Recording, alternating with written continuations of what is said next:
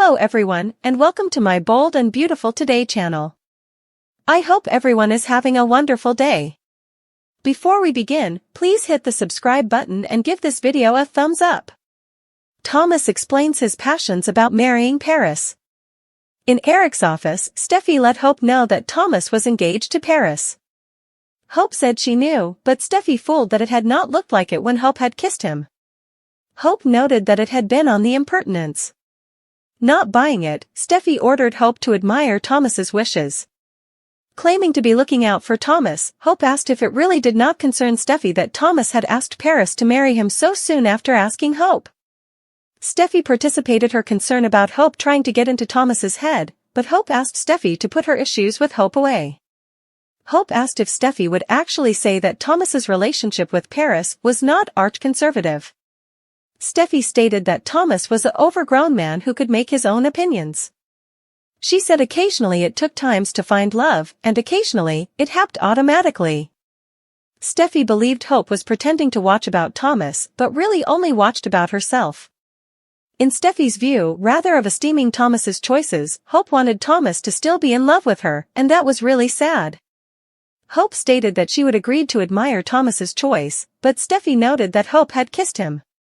Hope said it had been on the impertinence, and she still watched for Thomas, which she did not have to explain to Steffy.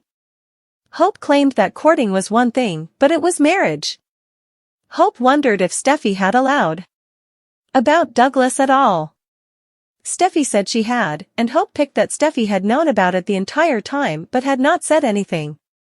Steffy concluded that it had not been her business to tell. Hope indicted Steffy of encouraging it and trying to put Thomas and Paris together. Steffy declared that Paris made him happy, and she would support her family. Steffy clarified that she had not known about the engagement. Hope was sure Steffy was thrilled. Steffy replied that she was because Thomas was with someone who appreciated him. Hope asked if Steffy was sure that woman was Paris. Steffy shot back that Paris was not wearing the ring around her neck as a choker. Hope figured Steffy was tricking herself about that sham of a relationship because she wanted Thomas with anyone but Hope. In the design office with Paris and Thomas, Ridge was still trying to reuse Paris and Thomas's engagement. Thomas explained that he had not set up the right time to tell Ridge. Ridge wondered why Thomas would keep commodity like that from his father. With his arm around Paris, Thomas admitted that he would meddled up with connections, and his father had witnessed it. Thomas had wanted to be fully sure before he told Ridge. "And I am, Dad," Thomas concluded. Ridge sounded doubtful. Paris decided to leave Ridge and Thomas to talk. As she went to find Douglas, Thomas kissed her and said he would call her when he was heading home. Surprise! Thomas blabbed after she would gone. Ridge said Paris and Thomas sounded good together, and everyone in the structure liked her. He allowed. It was perfect that his son had set up love. Thomas tasted a butt coming. Ridge stated that he was happy if Thomas was, but he to wonder why Thomas had to get married after what he would gone through with Hope. Thomas affirmed that he wouldn't have proposed if he had not been ready to marry Paris. Ridge asked why it was so presto. Thomas replied that it felt right, but Ridge asked what the rush was. Thomas contended that Paris was inconceivable, beautiful, and talented. She'd always gotten along with Douglas, and there had been a time that they'd lived together. Indeed also, there had been a spark. Ridge replied that a spark was far from a marriage. Thomas had been destroyed when he would arrived in France, but Paris had pulled him out of it. "I love her, Dad," Thomas asserted. Ridge asked if that was it or if Thomas was using it to shut down his passions for Hope. Thomas asked if Ridge really allowed Thomas would use Paris to get over Hope. Ridge said he did not but wondered if having Paris at his side had made effects hurt less. Ridge said it was a terrible reason to marry someone. Thomas stated that he agreed that it would be terrible, but that was not the reason for his choice. Thomas said he would eventually let go of Hope, and that had been when he would seen a beautiful and awful person standing before him. "Perhaps it was being with Hope that kept my blinders on," Thomas said. He said he would let Hope go, and he would see Paris. Ridge asked if his son saw his concern. Thomas did and appreciated it. He recalled telling Hope that he was a one-woman man, but she could not commit to him the way he could to her. He would had to admire that and let her go. He reasoned that it might have happened as it had been meant to because being hurt had led him to fly to Paris. He said he would been at International at the right time and he would been suitable to see Paris, the awful, beautiful woman who had an amazing relationship with his son.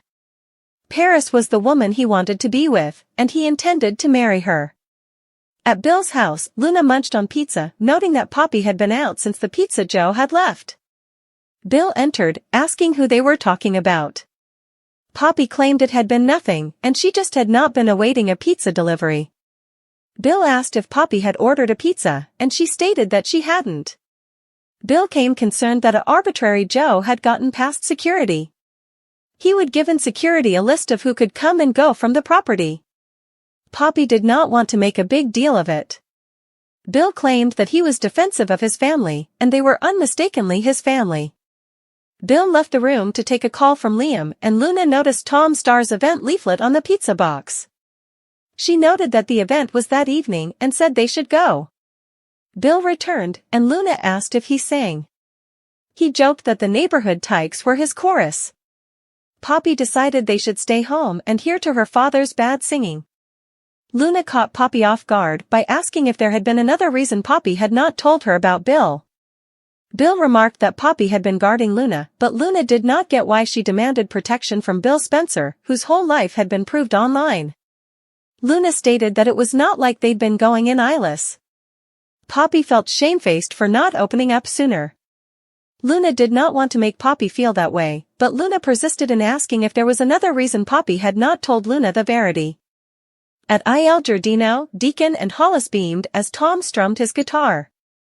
Hollis could not stay to hear Tom play latterly. Tom replied that music had always been natural to him and a big part of his life. Though Tom had not been on stage in a while, he would performed a lot in the history at bars, country expositions, and carnivals. Music was in his blood. Tom revealed that he would had quite a following back in the day. He would traveled up and down the seacoast and done a recording. He would indeed gotten radio play. Deacon wondered if they knew the song, and Tom teased that they'd have to hear and find out. Hollis asked Tom what it was like to be a gemstone star. Tom submissively said that he had not been that, but seeing the followership sway was when one realized that they were charmed. Hollis wondered about groupies, and Tom said he would be lying to say the girls had not been crazy about him. He stated that it might not look that way, but it was true. Deacon wondered if the performance that evening might give Tom a taste of his history. Alone latterly on his small stage, Tom looked around wistfully.